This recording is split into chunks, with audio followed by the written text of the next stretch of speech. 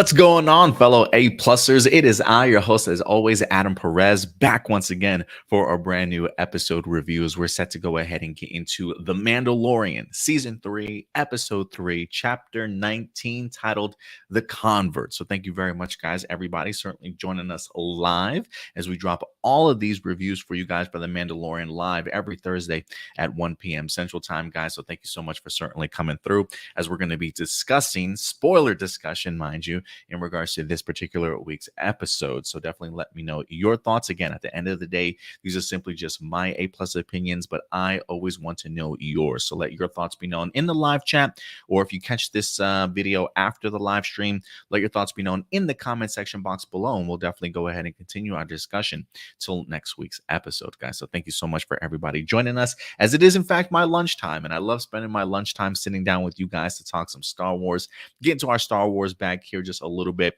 So let's go ahead and get into Chapter 19, The Convert, for this particular season, or this particular episode. I got to be honest, not the strongest episode for me this season so far. The longest episode for sure, I think, coming in at about 56 minutes. For me, a few pros in here that I definitely want to go ahead and dive into in regards to, the dogfight that we wind up getting very early in here, along with some Bo-Katan stuff. So I was a big fan of that aspect. But as far as the cons go, for me, just overall thoughts on the episode, while I appreciate the length, I kind of wish the pacing of it was a little bit different. There were definitely times in here where we just went really long stretches of either no dialogue, slow moving scenes sort of thing. And I'm just thinking to myself, where's the editor? Like, where's the editor in regards to this episode, being able to cut some of this stuff down a little bit? And again, while I don't mind 56 minutes, I wish that 56 minutes explored just so much more than what it certainly did, as we really just got to focus on sort of two characters in here, and Bo-Katan along with Dr. Pershing. So I was kind of thrown off, honestly, by the pacing of this episode, and some of the performances just were not there to me. I almost felt like, I think the idea of visiting Coruscant in here, while I always appreciate going back to Coruscant visually, is always great, for some reason it takes me back to the prequels, and for some reason this almost felt like the prequels, at least in regards to like performances. The actress that plays the communications officer from Moff Gideon's ship, Elia Kane, while I think she does great at sort of playing that spy role, that espionage role, that has like ulterior motives sort of role, right? I don't necessarily think she's like the strongest actor in the world. And then you put her opposite somebody like a Dr. Pershing, who's pretty mute. I don't want to say mute, but doesn't really bring too much in regards to performance to the screen. Seeing them on screen for me just really slowed this episode down, and was just really making me wonder, when are we going to get back to Din Djarin and Grogu and Bo-Katan, and certainly their adventure. So I thought the Dr. Pershing storyline, while certainly important, and we'll definitely talk about it, maybe was a little bit too long. So the pacing, the length, the unediting of certain scenes kind of really struck me, honestly, and just wanted me to go back to the adventures of Bo-Katan and Mando and Grogu. So those would probably be some of my cons that I wind up having. But overall, it kind of took me out of the episode a little bit in that regards. Like, if I had to grade this episode, I probably would give it like a C or something. Like, I didn't mind it, but it didn't do anything for me. It was just really slow and definitely needed some improvements, honestly. Marcelino says they pulled a Book of Boba Fett. The difference is that I feel this one was done better and made more sense in the long run. Right? I think in the long run, not to say that this story isn't important, I just feel like the execution of the story that we wind up getting in here could have just been done so much better. And I think that's really where my complaint, honestly, comes from. Marcelino says, I kind of feel like this was originally had the plans for Rangers of the New Republic. Maybe. The idea of Dr. Pershing, the concept of cloning, certainly seems like it's going to be playing a big significant role going forward. And so the idea of putting it in this episode, I understand. I don't feel like it was filler. I feel like this is leading us clearly to something much bigger. But again, I think the pacing and the execution and the performances of it really slowed and kind of dragged this episode on a little bit longer than I personally felt it should have been. But I do think we got some interesting information out of here. So let's kind of talk about this episode just in general, and then some of the characters as well. I will say too, just kind of talking about this episode overall, I appreciated the episode's title in regards to the convert. When I saw that episode titled "The Convert," my mind immediately goes to Bo-Katan, right? But I do think that this title, in its own sense, is sort of like a double entendre. And what I mean by that is it's a phrase or a word that can mean sort of two different things, but all at the same time, right? And so when I think of convert, I not only think of Bo-Katan, but I think in some regards you can kind of imply that for Dr. Pershing as well. The idea that he was part of the Empire and is now sort of being, I don't want to say recruited, but sort of brought back into the fold. The amnesty program, right? The rehabilitation program being back and brought into the fold, converted now back to sort of the new Republic ways. You know what I mean? So definitely two converts in here. Dr. Pershing from the Empire to the New Republic, and Bo-Katan from her own clan ways to now sort of believing a little bit more in the creed, right? Understanding her spiritual life a little bit more. So I thought the title of this episode was actually pretty spot on. Let's talk about Bo-Katan real quick, okay? Let's talk about the beginning of this particular episode and really get into the nitty-gritty of some of the details in here.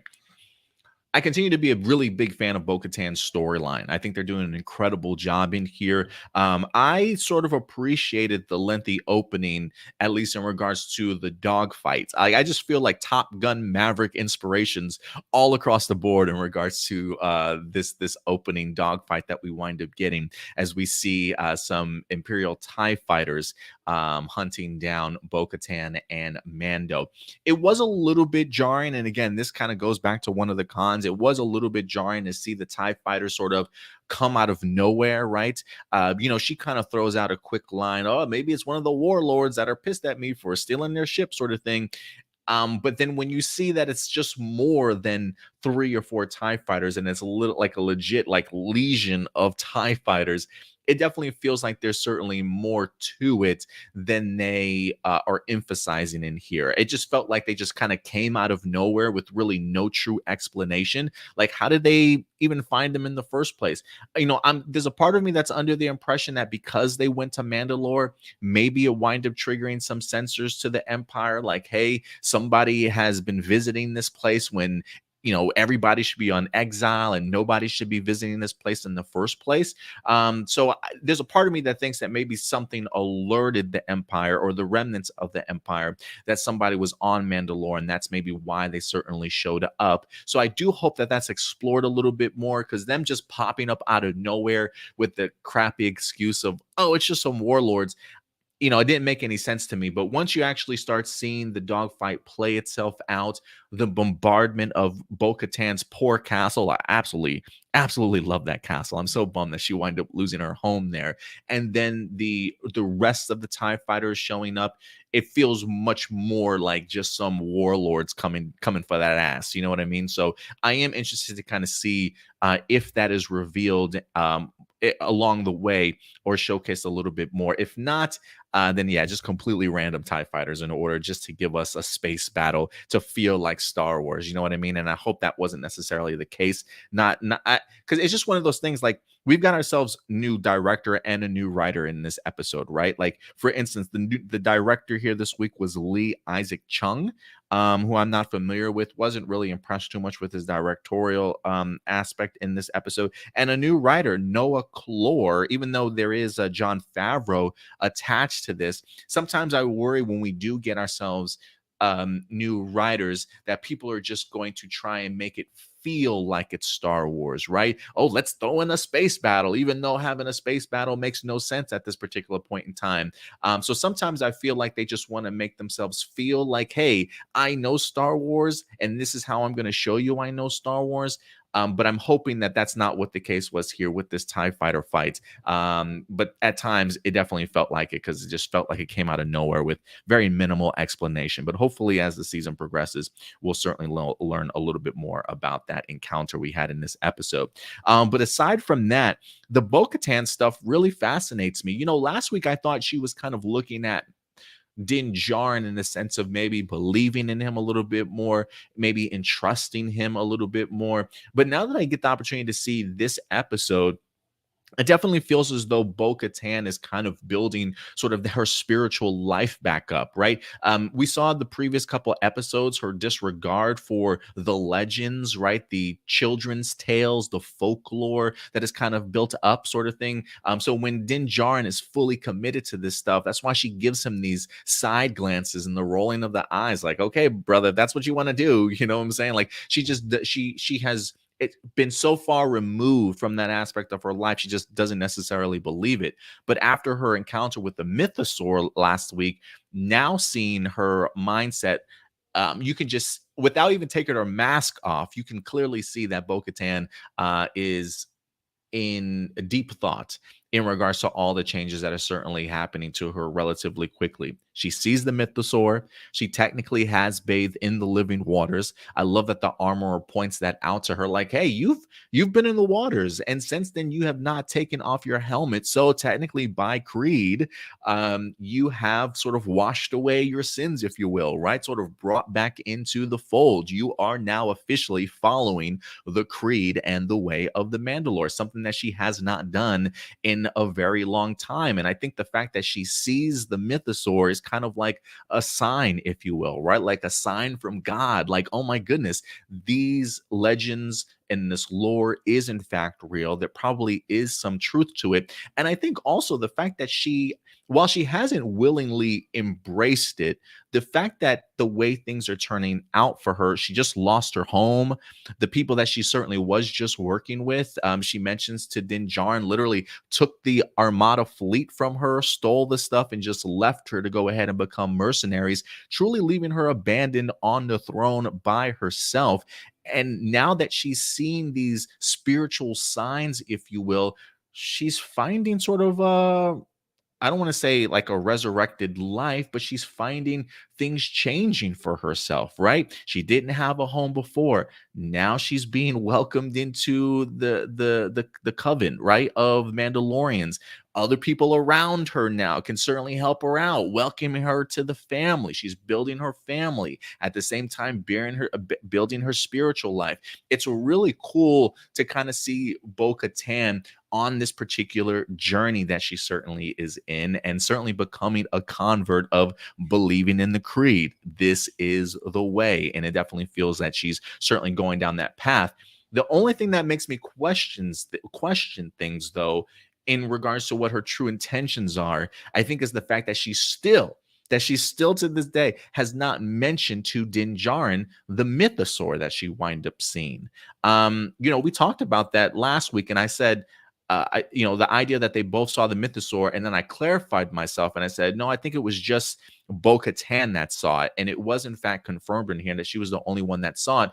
And the fact that Din Djarin asks her why she's asking that question, and she doesn't bring it up to him, I am kind of curious if she's holding on to that nugget of information, because listen, if it comes down to the idea of who's worthy, right, of leading Mandalore, are you going to want the guy to lead that not only went into the living waters, but are you going to want to follow somebody that went into the living waters and saw the mythosaur, right? Like, if I'm the one that was seeing the mythosaur, maybe it's a sign that I should, in fact, sort of be the next great leader of Mandalore. So, I am interested. I am really fascinated to kind of learn where Bo-Katan's mindset certainly is going forward. I feel like she definitely is falling back in love with the spiritual side of Mandalore and is going to follow the way. She definitely has to thank Din Djarin for certainly bringing her along for that particular path and really leading by example, if you will, from Din Djarin, somebody who's not even a true Mandalorian in his own right, but certainly adopted into the family and yet believes it more powerfully than mostly anybody that she's ever encountered. So you want to talk about opening the door for finding your spiritual side again. Din Djarin has definitely done that from Bo-Katan, but again, there might be still some level of self-centeredness and ego, maybe that she's holding on to when it comes to not wanting to reveal the mythosaur. But that's just my speculation. I am kind of curious if you guys have any speculations or theories as to why she wants to keep the identity or the idea of the mythosaur being alive to herself. Definitely go ahead and let me know your guys' thoughts. But if there's anything out of this episode that I truly appreciated, and it was short-lived in the year, it was definitely the Bo-Katan storyline that continues to impress me, and I really enjoy Katie Sackhoff's presence in this season so far, and she's definitely going to have a major one to certainly play for sure going forward. Who else we have? Retro, what's up, Retro? Good to see you in here. She says, I was so happy for Bo at the end. Retro says, Bo has no home, so this is her chance to reconnect with the old ways since she is trying to see that there is some truth to it. Absolutely. Absolutely. We're definitely on the same page in that regards, Retro. So for me, it is fun to kind of see to kind of see the path that she's on in regards to her character growth and the arc that they've built for her so far. You also say Bo might not believe she actually saw it. Yeah, I mean, maybe she's second guessing herself, but I think at the end of the day, when that monster was as huge as it was, you definitely sort of have to believe it. But I can understand her contemplating things, right, and still working through it in her head at the end of the day, if what she saw was true or not. So we'll see. But I think the Bo-Katan stuff this season has been really, really strong. Let's see here. In regards to the other aspect of this week's episode, while again I had my issues with the Dr. Pershing stuff, um, I do think it certainly is pivotal and important. Again, the pacing, I think they spent maybe a little bit too much time with him, but I do think that there were some cool honorable mentions and things in here because he is going from the Empire to the New Republic. They wind up having sort of an amnesty program where it really allows people that have been a part of the Empire sort of like a second chance. Sort of, I think of it like a rehabilitation program, if you will. Still believes that his cloning technology could be used in great ways. I think, standing in front of the Senate, he mentions that he feels his work was sort of being twisted and done for evil things. But now that he's a part of the Republic, he believes that there's certainly a place for his studies to definitely benefit. And he winds up sharing sort of a very sentimental story about his mom who wind up dying, I think, because of cancer or whatever the case may be, and believes that had his technology been available, there's so many sort of lives that he definitely could have saved. And I do find this sort of rehabilitation program, this amnesty program, pretty fascinating in the sense that it almost feels like it's a program that kind of leads to nowhere, almost like it's a program by the New Republic to just put these people to work to do their dirty work, but not allow them sort of back into society as sort of like free human beings, or at least to not fully do what they want to do. The idea that they have this guy sort of doing just mindless work each and every day, don't even allow him to follow with his cloning, as we come to find out that the New Republic kind of really shuns that stuff. Not, the ethics behind it all is a big gray area. So very much prohibited when it comes to the New Republic. But just seeing Dr. Pershing sort of reaction to this stuff, the fact that he's just so deep in his mind, knowing that what he can do will certainly help people, but being very much held back by the New Republic, and him sort of now building resentment towards them. There's an aspect to this program that kind of mirrors and resembles that of I think the Empire program that we see from Andor, when we've got those prisoners sort of those rebels sort of captured, right? Taken to prisons to kind of do, I don't want to say meaningless work, but just like the same job over and over again, putting them to hard labor work to go ahead and create something. Whereas the Empire feels like they're like, to me, when I check out this rehabilitation program and amnesty program, it feels, like I said, very much mindless work, that they really don't want you to necessarily progress very further in your life. Might as well sort of hold you hostage and keep you as prisoner, just doing the same job over and over every day until you just become like a mindless zombie or robot. And I feel like that's very much what the prisons over at Andor were certainly trying to do, while at the same time help you build sort of parts towards their Death Star, right? So politically, I thought this episode was pretty interesting to kind of see that side of the New Republic, that kind of, to me, mirrors that of what the Empire did. So it really just kind of comes down to like your ideologies, right? And maybe a little bit more into today's society as well that we currently live in, that it kind of mirrors also. So I did find that stuff rather fascinating in regards to the program. But again, the idea of Dr. Pershing coming to his apartment complex, meeting a group of other people in the amnesty program, sitting around the table. Again, all this stuff was just so drawn out. The pacing was off. We barely got real names. Everybody's just sort of associated with a number sort of thing, right?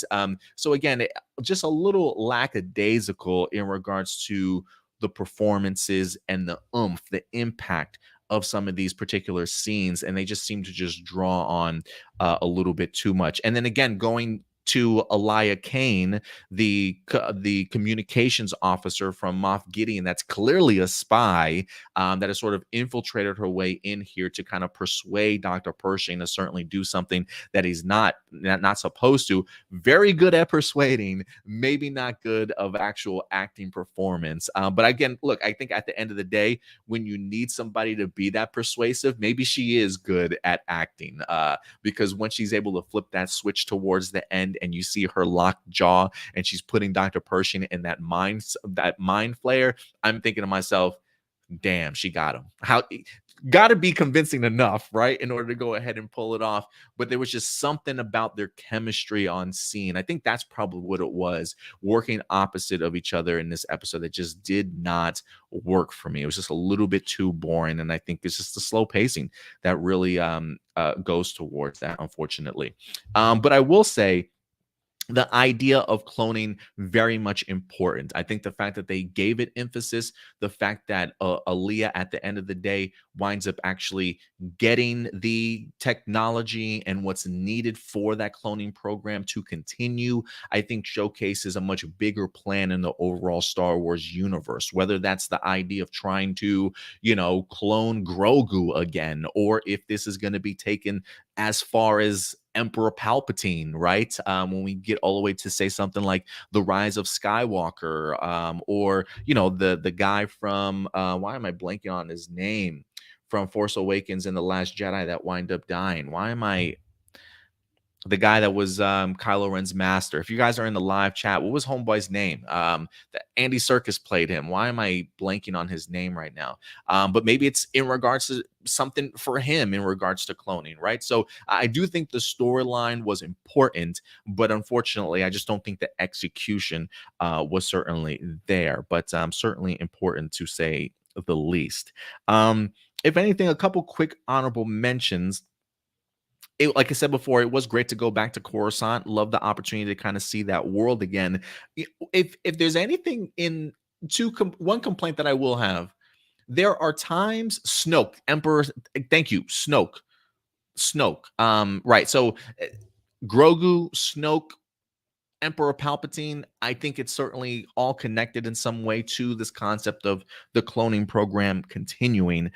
So we'll see where it leads going forward. But another con that I have is, and this goes in regards to sort of my honorable mentions, kind of talking about the prequel series a little bit, them utilizing the volume. While I definitely have appreciated what they've been able to accomplish in regards to filming in the volume, in order to put some of these television shows together, there is like the missing of the impact of being on a live location, right? Like, when we see Dr. Pershing along with Elia Kane at the carnival or the festival that they're working around. Like it's kind of cool. You can clearly see like the lighting and stuff sort of hitting their body and whatnot, but there is just like an emptiness about that particular scene. There like the noise and like just the gravitas of being in a real location. Like I wish that they had literally built like a festival set, to truly sort of capture the emotions and the sounds and the noise around you to really sort of amplify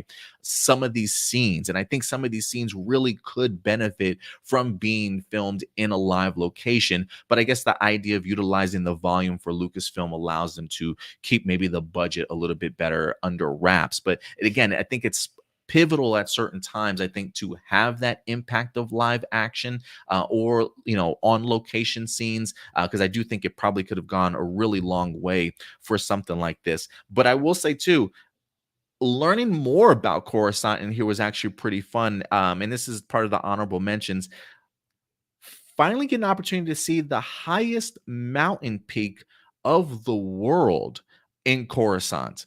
Um, if you listen very closely when Dr. Pershing's in his apartment before the festival, it even talks a little bit about Coruscant in the sense that it's cities built on top of each other. They refer to it as an accumulanopolis, like accumulation and metropolis sort of put together. So an accumulanopolis. So it's the idea of cities constantly being built on top of each other. And the layer in which Coruscant is at right now, you literally get the peak. Like literally, you can only see the peak of the highest mountain on that particular planet. And there's just something so incredibly cool about that, to know that there's literally a whole nother world beneath your feet, maybe unexplored after all these centuries, who knows? But to literally be able to kind of touch the one piece of the planet that's maybe actually real, I think it's a really cool little monument, a little cool little section of Coruscant that if I was on in the Star Wars universe, I personally would love to go ahead and personally visit. I think that kind of stuff is just really cool to just again show the scope and the scale of what Coruscant truly is. And again, while it definitely felt like prequel-esque aspect of things to me, I will say I appreciated revisiting Coruscant because for me it does make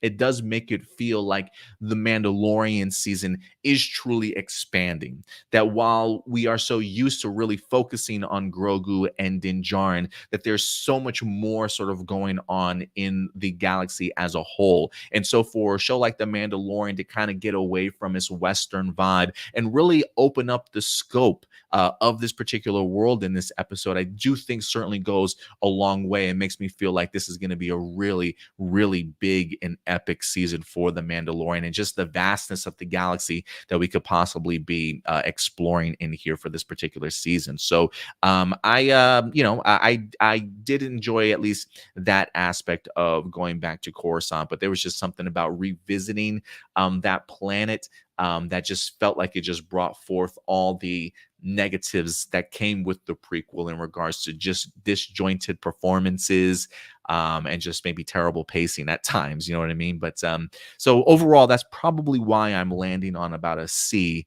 if I had to grade this particular episode.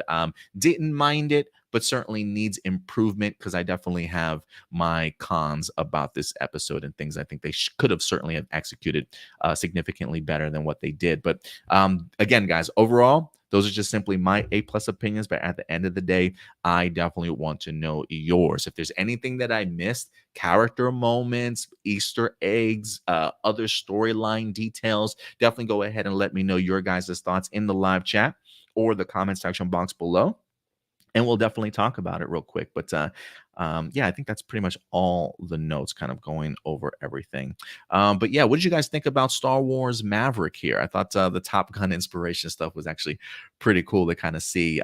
Look, when it comes to Star Wars, I'm always going to need some sort of dogfight, whether that be in space or on a planet. I just need a much better reasoning for us getting one, but we'll see. Retro says, I think this part felt like it was about Pershing, but it was really about Elia's positioning in the New Republic and possibly work with the Imperial leftover leaders in hiding. Yeah, she definitely is very much working with the Imperials that are certainly left in hiding for sure. Like whatever remnants of the Empire certainly still there.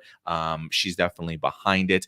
We even got a name drop of Moff Gideon in here, right? The ideas of where he's at, that he might have escaped and run off to like war tribunals, I think they might have mentioned. So, but again, so we don't really know what's going on with Moff Gideon at this point. But if anything, I certainly expect to see him rather soon. Giancarlo, probably was it Giancarlo Esposito? Is definitely in this season. I'm just waiting for him to certainly pop up because I do think that Elia is certainly doing his evil bidding, if you will. What's up, Datilla? Good to see you in here with this super chat. Just came by to leave a like and show some support. Thank you so much, Datilla. Really, it definitely does go a long way. I hope you're putting some of this money towards your YouTube channel also. But I really do appreciate the support here, guys. And just so you guys know, all the support that you guys have from supporting the channel, all of it goes to updating our technology around here, right? Giving you guys the best product that we possibly can, allowing us to maybe go to more conventions so we can provide more convention coverage for you guys, and hopefully pay some of the people that actually work for us for all the incredible hard work that they certainly do. So thank you very much. Thank you, Marcelino. I keep butchering his name, Giancarlo Esposito. Thank you very much. Let's see here. Anything else that you guys might be saying?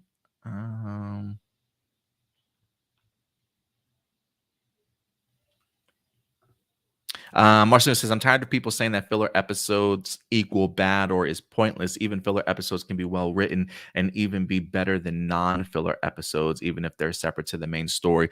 Yeah, no, absolutely. Like for me, again, I guess I don't, I guess maybe some people might look at this as a filler episode, but like for me, it's hard to, just because of the fact that like filler episode for me just means like an episode that doesn't really do anything in regards to adding to the story. But I found like this certainly did add to the overall overarching story that is here, especially with the Dr. Pershing and Elia stuff. So while I may not necessarily have been the biggest fan of it, I do think it certainly was important.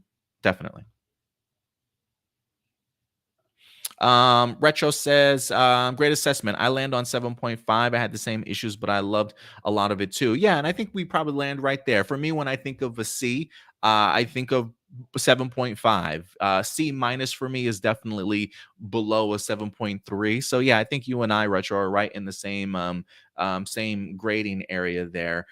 So yeah, definitely had some issues with it, needs improvement, but I still enjoyed it for what it was in certain aspects. But yeah, guys, other than that, I think that's probably going to wrap it up for us here at A Plus Hero Report for our review of The Mandalorian. Again, we certainly will be back next weekend live at 1 p.m. Central Time. Actually, I am going to be in the office next week. While I do work remotely 5 days out of the month, we do have to work in the office. So next Thursday, I actually will be at the office. So two things will either happen. One, this will either be a pre-recording for you guys next Thursday when I drop it at 1 o'clock, or I will find some way to come live to you guys at 1 p.m. Central Time on my lunch break, maybe via my phone. But regardless, we still will be here till next week at 1 o'clock. Whether or not we're going to be live or not, that is something significantly different for next week. But regardless, we'll certainly see you then. So yeah, guys, if you have any other topics, any other points of view you want to go ahead and discuss about this episode, leave them in the comment section box below, and I'll certainly tackle them with you guys throughout the remainder of the week. But until then, do me a big favor, as always, guys, take care of yourselves, take care of each other, and keep it A+. I'll talk to you guys later. This is the way. Have a good one, guys. Bye.